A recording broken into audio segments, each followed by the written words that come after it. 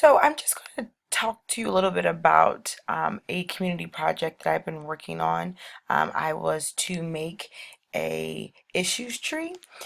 So in the issues tree, the issue that we see most in Howard County, Maryland, is trying to reduce our carbon footprint. And then within the branches on the tree, you'll see the different areas that are causing our carbon footprint to increase. So one, we had the water pollution in the Chesapeake Bay.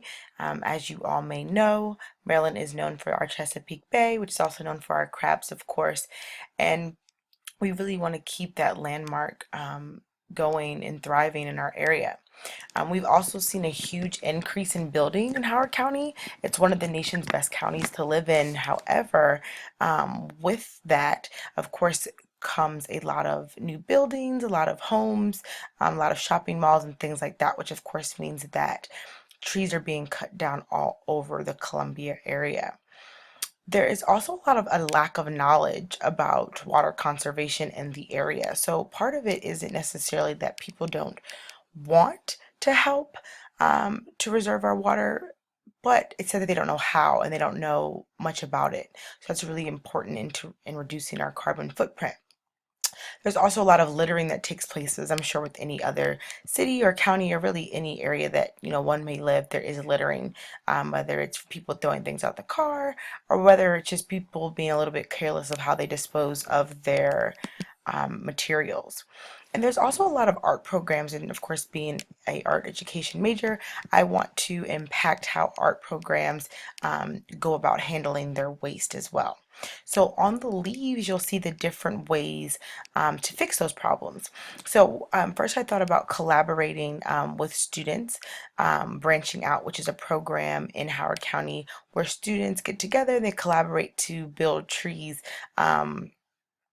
Where we see those areas that have that increase in building that increases the populations as well. And I've noticed in some cities where there's like trash cans that are decorated, that it really helps people to kind of look at the trash cans and it's brighter for them, it's more highlighted, and they'll want to go throw their trash away rather than just putting it on the floor or on the ground. So a mosaic trash cans are a really great way of doing that. And I've also thought about the idea of creating new light plates within schools and different buildings that children, our students, create to just help you in a really neat way to turn off the lights that give attention to your light switches as well.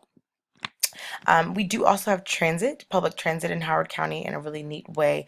I thought of was to create murals to promote eco-friendly tips on those local buses and different forms of transit.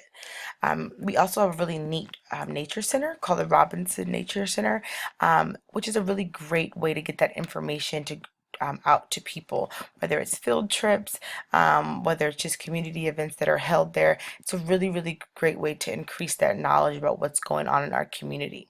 And then I thought about replacing the paper towels in different art programs within the county. We use paper towels so much that you don't even realize, like, hey, we could just be using um, washable towels instead to get the same exact effect. And of course, there's many other things that we could also be working on to improve our carbon footprint in art classrooms as well. Well, I hope you all enjoyed that. This was just a few items that I had. I would love to have some feedback if you guys think of anything else to reduce our carbon footprint in Howard County. As it's getting and becoming a more beautiful city that more people are coming to, we definitely still want to make sure that we are eco-friendly in this community.